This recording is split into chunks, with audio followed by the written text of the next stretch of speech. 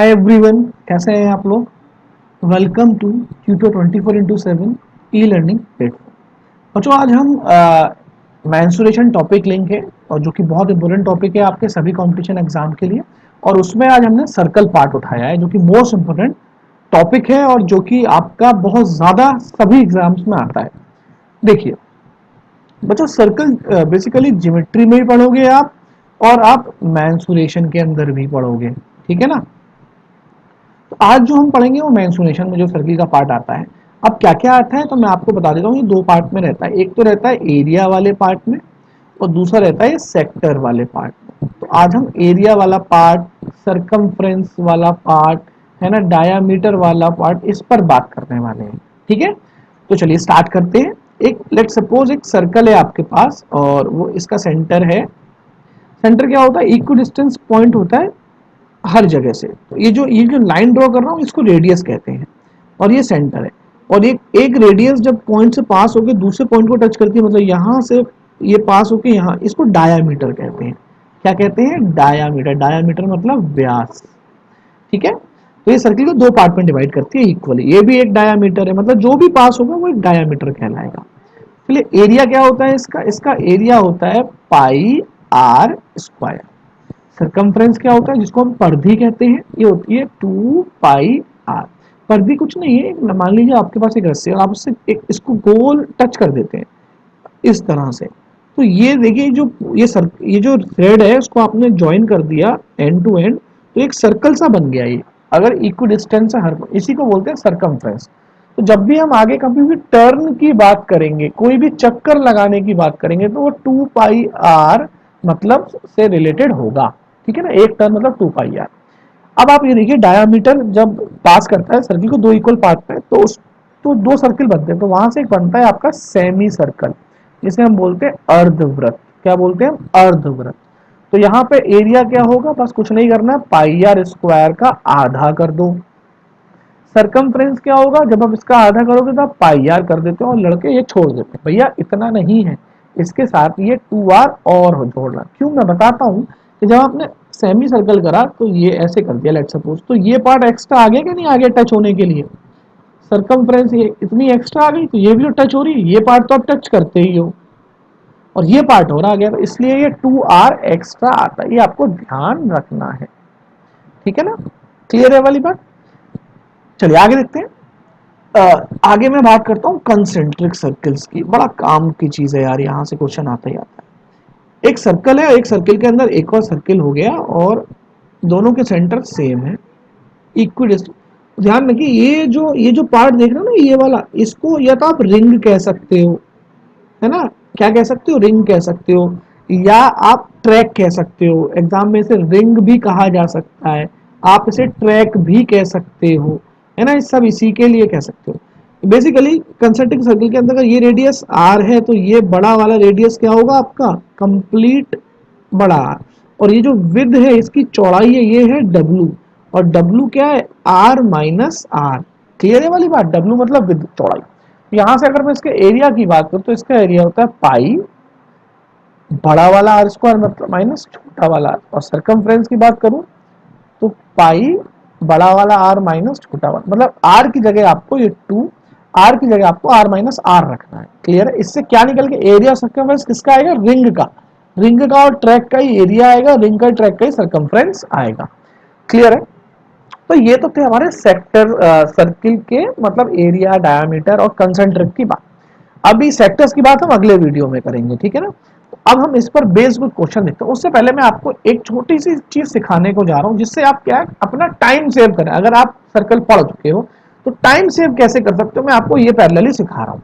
क्योंकि NTPC exams होगा, इनमें क्या होता है, छोटे छोटे क्वेश्चन आते हैं लेकिन जल्दी जल्दी करना होता है, ठीक है ना। तो देखिए मैंने एक केस उठा रहा हूं, मैं यहां पर मैं कह रहा हूं मेरे पास एक सर्कल है जिसकी रेडियस 7 है। तो इसका एरिया क्या निकल के आएगा? पहले इसका सरकमफ्रेंस क्या निकल के आएगा? इसका सरकमफ्रेंस 2 पाई आर से, तो 2 into 22/7 इंटू, तो आप कहोगे सर 44। और अगर मैं एरिया की बात करूं तो पाई आर स्क्वायर। तो पाई मतलब 22/7, आर मतलब 7 into 7, 7 से 7 गया तो ये आया 7 टू द 14 154, ये 44 और ये रेडियस जब 7 है। तो मैंने एक केस बना रहा हूँ रेडियस, सर्कमफ्रेंस और एरिया। समझना बहुत, अगर रेडियस 7 है तो सिंपल सी बात है सर्कमफ्रेंस कितना होगा 44 और एरिया कितना होगा 154। मान लीजिए किसी केस में रेडियस आपको 14 गिवन, कोई फाइंड करना, फाइंड द एरिया और आपको रेडियस गिवन है 14। तो आप ये देखिए जब रेडियस 7 थी तो एरिया 154 था, रेडियस 7 से कितना हो गई 14 हो गई। कितने टाइम बढ़ गई आप कहोगे 2। ये 2 टाइम जो बढ़ी है इसको मैं मल्टीप्लाइंग फैक्टर बोल रहा हूँ, मतलब एम, क्या बोल रहा हूँ एम बोल रहा हूँ मल्टीप्लाइंग फैक्टर, क्योंकि रेडियस होती है आर। तो अब सरकमफ्रेंस क्या होता है, ये होता है 2 पाई आर। तो यहाँ भी आर एक बार ही मल्टीप्लाई हो रही होगी, 2 और पाई की वैल्यू तो हमेशा सेम रहेगी। तो यहाँ भी 44 से ये क्या हो जाएगा 2 से मल्टीप्लाई कर लीजिए 88, क्योंकि यहाँ भी मल्टीप्लाइंग फैक्टर का मल्टीप्लाई होगा क्योंकि यहाँ पर भी रेडियस 1 टाइम। एरिया में क्या होगा, एरिया होता है पाई आर स्क्वायर। तो आर मतलब 2 बार आर आ रहा है तो हमेशा मल्टीप्लाइंग फैक्टर का स्क्वायर हो जाएगा, मतलब 2 का स्क्वायर 4। एरिया कितना हो जाएगा 4 इंटू 154। तो ये सिंपल सी बात है। अब 4 4 जा 16, 4 5 जा 20, 21 का 2, 4 1 जा 4, 4 प्लस 2 616 एरिया आ गया। अगर दोस्तों एग्जाम में अगर आपको रेडियस 28 गिवन हो, अब आप देखिए 7 से 28 हो गया तो m कितना हो गया, अब आप बोलोगे सर m हो गया 4, 7 से 28 बन गया ना तो m बन गया 4 मल्टीप्लाइंग फैक्टर। तो सरकमफ्रेंस कितनी होगी 44 इंटू 4। एरिया कितना होगा, एरिया होगा आपका 154 इंटू मल्टीप्लाइंग फैक्टर का स्क्वायर मतलब 16, तो 154 गुणा 16, यहां से एरिया निकल आएगा। तो बड़ी सिंपल सी ये बात है समझाने के लिए। एक और केस ले लेता हूं। अब मैंने कहा मेरा जो रेडियस है वो 3.5 गिवन है, आर कितनी है 3.5। अब आप देखिए 7 से 3.5 हो रही है, 7 से 3.5 हो रही है, तो मल्टीप्लाइंग फैक्टर कैसे निकालोगे आप, मल्टीप्लाइंग फैक्टर आएगा जो आपको गिवन है उसको 7 से उसको डिवाइड करो। अब 7 5 है 35 होता है, लेकिन ये तो 0.5 है ना क्योंकि 3.5 है, तो मल्टीप्लाइंग फैक्टर कितना आ गया, मल्टीप्लाइंग फैक्टर आ गया 0.5। तो जब मैं सरकमफ्रेंस निकालूंगा तो 44 इंटू 0.5 से मल्टीप्लाई करूंगा, और जब मैं एरिया निकालूंगा तो 154.5 से मल्टीप्लाई करूंगा तो ये आएगा 25/100। तो मल्टीप्लाई करिए 25 से और 2 जीरो हटा, मतलब 2 डिजिट पहले डेसिमल चिपका दीजिए। तो आपको ये बात समझनी थी कि मल्टीप्लाइंग फैक्टर कैसे निकलता है आपका, है ना। तो ये रेडियस 7 वाले केस ध्यान रखिए, फिर डायरेक्टली आप सॉल्व कर सकते हो। क्वेश्चन में मैं इनका दिखाऊंगा इस्तेमाल, कितनी बेहतरीन तरीके से जल्दी क्वेश्चन होंगे, ठीक है ना। चलिए देखते हैं। What is the area of a circle whose circumference is 26.4। देखिए एक सर्कल है आपका ये और ये इसका आर है। सरकमफ्रेंस क्या होता है 2 पाई आर, यही होता है सरकमफ्रेंस, है ना। अब अगर मैं देखूं मुझे 2 पाई आर की वैल्यू दे रखी है 26.4, तो आर की वैल्यू निकाल सकता हूं यहां से 26.4 डिवाइडेड बाय 2 इंटू 22 और 7 पहुंच गया ऊपर। अब आप इसे डिवाइड करिए 11 से करें तो 11 11 टू जा 11 4 जा, ये आया 2.4, 11 से 2 बार, यस और नो। और यह 2 2 जा 4, 4 से 2.4 0.6 बार, 0.6 इंटू 7, ये आ गया 4.2, रेडियस आ गई आपकी 4.2।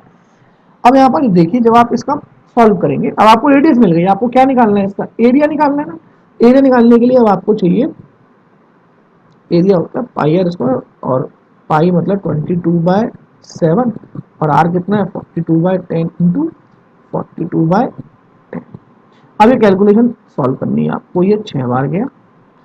और एक मैं आपको छोटी सी बात समझा दूं, जब भी आपको 22 मिले, 22 मतलब 11 इंटू 11 से मल्टीप्लाई करना आसान होता है, तो है ना। तो ये देखिए 6 2 जा 12 हो गया, और 4 6 का 24, 24 और 1 25, और जब मैंने 2 से मल्टीप्लाई करा तो ये हुआ 2 2 जा 4, 2 5 जा 10, 2 2 जा 4 और 1 5, 504 इंटू 11।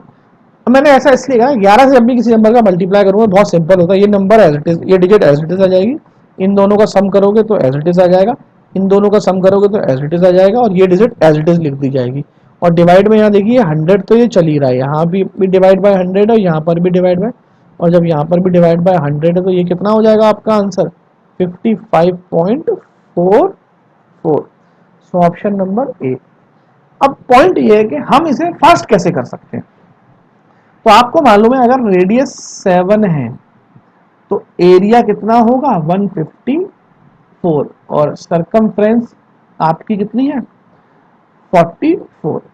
क्लियर है वाली बात। दो बातें हैं, एक बात ये कि अगर आपने रेडियस निकाल ली तो रेडियस क्या आई 0.6 इंटू 7, कितनी आई 0.6 इंटू 7। तो अगर तो देखिए 7 है तो एरिया 154 है और 7 इंटू 0.6 का मतलब क्या है मल्टीप्लाइंग फैक्टर कितना है 0.6, तो एरिया कितना होगा 0.6 इंटू 0.6 इंटू 154। बस आपको एक स्टेप दो स्टेप रेडियस निकालनी है। तो आप यहाँ से क्या निकाल सकते हो उसको मल्टीप्लाई करिए कितना हो जाएगा 0.36 इंटू 154 मल्टीप्लाई करेंगे तो आएगा 55.4। अब पॉइंट ये आता है कि आप सर अगर हमें रेडियस निकालनी थी तो फिर हम तो डायरेक्ट कर लिया। मैंने क्या कहा आप वैसे भी मत सोचो, आप ऐसे सोचो कि अगर 44 आपका सरकमफ्रेंस है और यहाँ कितना है 26.4 तो यहाँ से मल्टीप्लाइंग फैक्टर निकालो ना, क्यों उतना लंबा करने जा रहे हो। अपॉन 44, 44 दिए कितना टाइम दिया 0.6 टाइम, तो ये तो डायरेक्टली यही आ गया ना 0.6 मिल गया, ये रख दिया 0.6 यहाँ पर। अगर एक तो ये आर निकाल लो, आर निकाल नहीं तो ये डिवाइड करके मल्टीप्लाइंग फैक्टर निकाल लो, दोनों एक ही चीज। यहां से भी आपको 1 से ये 44 से डिवाइड करने से मल्टीप्लाइंग फैक्टर मिल गया 0.6, आपने 0.6 का स्क्वायर कर दिया 154 से क्योंकि 0.6 मल्टीप्लाइंग फैक्टर है। ठीक है, चलिए और देखते हैं। ये if the parameter of a semi circle is 54, तो सेमी सर्कल है पैरामीटर 54 है तो सेमी सर्कल ये अर्धवृत्त है। अगर ये रेडियस है तो इसका सर्कमफ्रेंस कितना होता है, इसका होता है पाई आर प्लस 2r और ये वैल्यू कितनी है 54।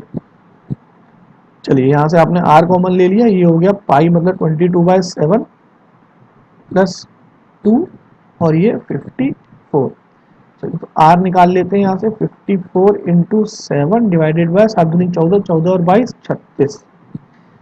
r कितना आ गया ये 18 दूनी 18 3/2 इंटू 7। अब यहाँ आपको बहुत बढ़िया मिल गया 7 इंटू समथिंग मल्टीप्लाइंग फैक्टर है ना।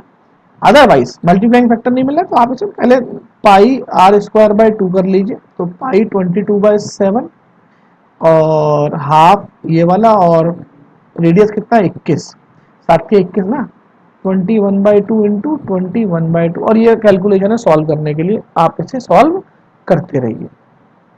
ये भी कोई ज़्यादा बड़ी नहीं है, 7 से 3 बार चला गया, 2 से ये 11 बार चला गया, तो ये आपका कितना आया 3 इंटू 21 इंटू 11, ये 11 इंटू 3 1 ज़ा 3 और 3 2 ज़ा 6 और नीचे कितना 2 2 ज़ा 4। ठीक है, ठीक है भाई। अब इसको आप मल्टीप्लाई करोगे तो ये कितना आएगा 3 एज इट इज आएगा, 6 और 3 9 आएगा और ये वापस से 6 आ जाएगा और 4 से डिवाइड करना है। चलिए 4 1 ज़ा 4 कितना बचा 29, 4 7 ज़ा 28। अब 17 आपको सिर्फ इसी ऑप्शन में दिख रहा है आगे, तो मैं आगे सॉल्व नहीं करूंगा। कैलकुलेशन आप भी कर सकते हो, कोई दिक्कत वाली बात नहीं, बट मैं इससे आगे नहीं करूँगा, मुझे नीचे आंसर मिल गया।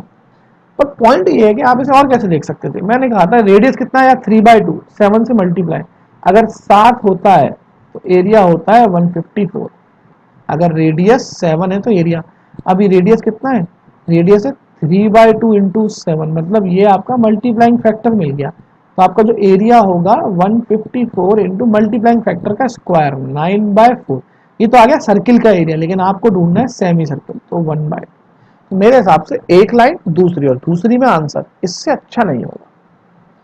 समझ में आ रही बात। अब ये कैलकुलेशन आपकी बिल्कुल सेम है, 2 से काटिए कितने टाइम 77 टाइम, अब कोई बचा आपके पास 693/4, काटोगे तो बिल्कुल वही आंसर आएगा 173.25। तो फ्रेंड्स ये मल्टीप्लाइंग फैक्टर की बात देखिए, मैथ देखिए सिंपल क्वेश्चन है ये, आपको जल्दी करना है, इसलिए मैं एक यहाँ पर आपको ये जो मल्टीप्लाइंग फैक्टर वाला जो केस है ये पैरेलली समझाते हुए चल रहा हूँ, क्योंकि जब भी आप कोई भी स्टेट के एग्जाम दोगे, सेंट्रल के एग्जाम दोगे, प्री दोगे, तो वहां पर क्वेश्चन बहुत जल्दी करने वाले प्रक्रिया होती है, तो आपको ये चीजें ध्यान रखनी है। आगे देखते हैं, देखिए the area of a circular garden is 2464। एक सर्कुलर गार्डन है और इसका एरिया रेडियस आर एरिया होता है पाई आर स्क्वायर और ये गिवन है आपको 2464।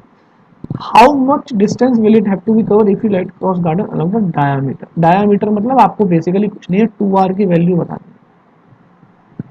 अब जरा आप इसे देखिए तो ये आर स्क्वायर कुछ नहीं होगा, आर की वैल्यू होगी 2464 डिवाइडेड बाय 22 और ये 7 यहाँ पहुंच गया। अभी देखा जाए तो 11 से कट रहा है, ये 11 से 2 बार, और क्योंकि देखिए 6 और 2 8, 4 4 8, बिल्कुल 11 से कट रहा है। अब ये 11 दूनी 22, 26, फिर 11 दूनी 22, फिर 4 बार 44। अभी 2 से कितनी बार कट रहा है ये 112।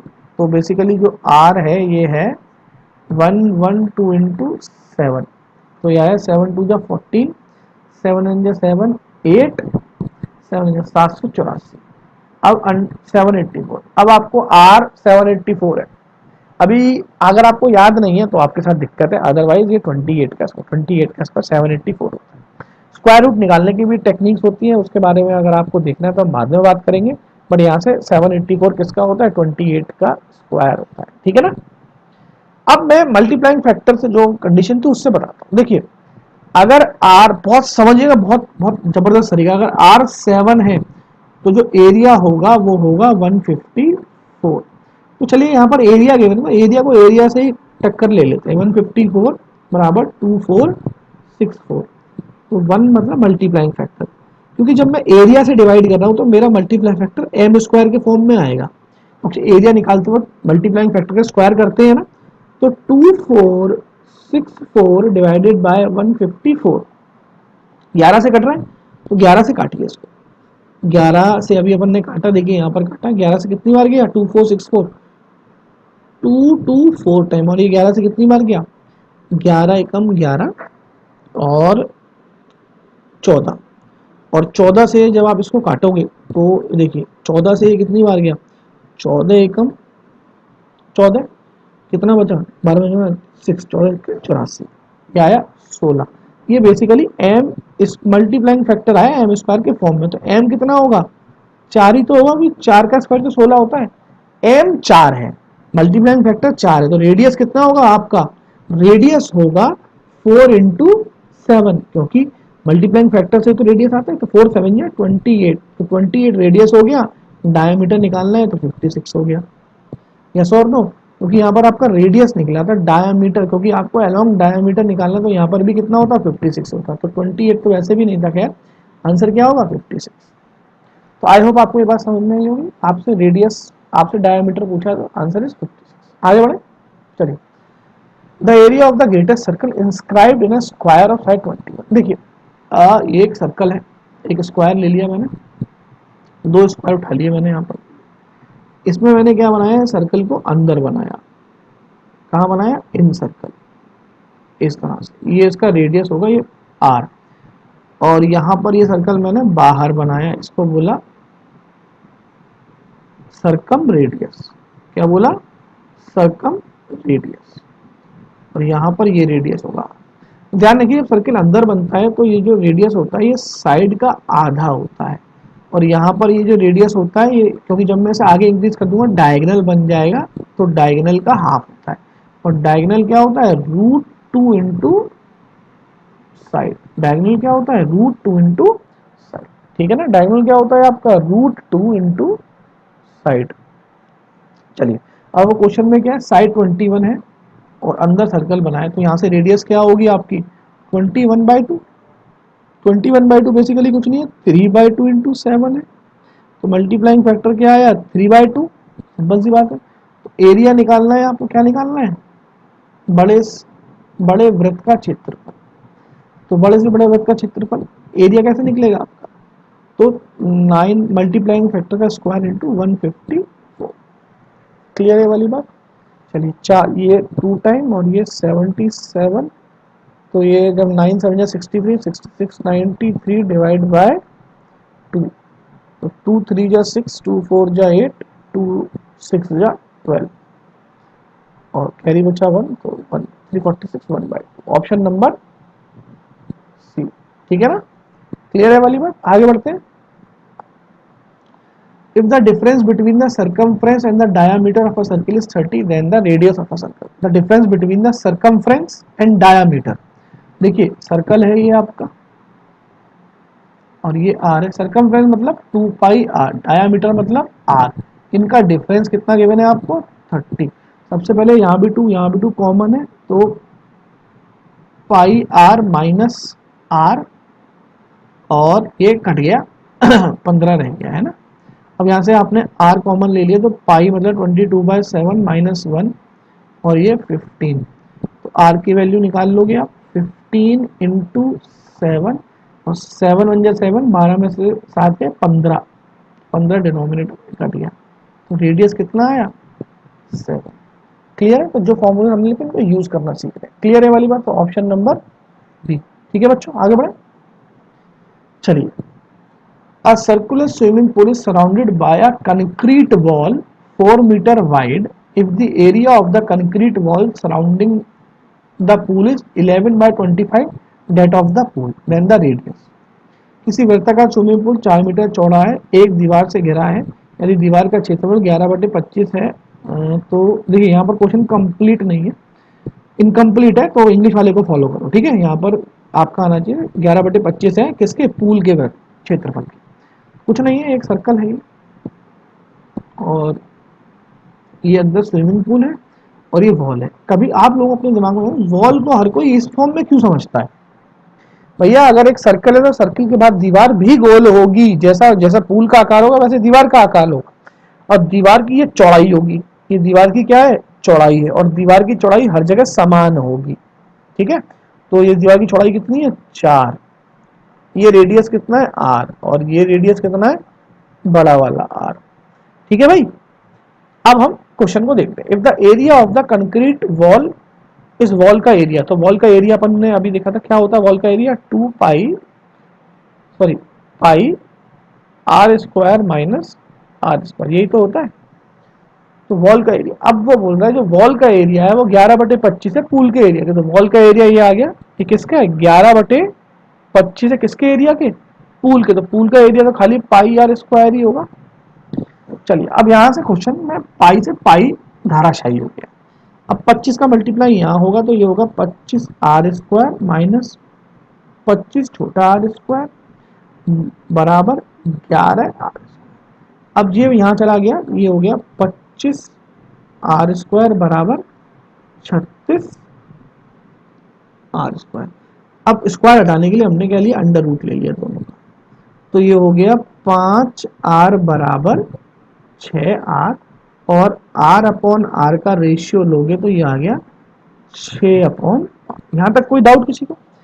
मतलब अगर बड़ी वाली रेडियस 6 है और छोटी वाली आपकी रेडियस 5 है, 5 फिक्स नहीं है, यूनिट्स है ना, रेशियो में है, तो मुझे बताइए इनका जो अंतर होगा वो चौड़ाई तो होगी, तो इनका अंतर कितना है 1 है, और चौड़ाई कितनी दे रखी है 4। अगर 1 का मान 4 है तो आपसे रेडियस पूल की रेडियस, स्विमिंग पूल की रेडियस पूछिए जो कि 5 है, 5 का मान कितना होगा 5 इंटू 4, कितना हो गया ये 20, कितना हो गया 20। क्लियर है वाली बात, ऑप्शन नंबर डी।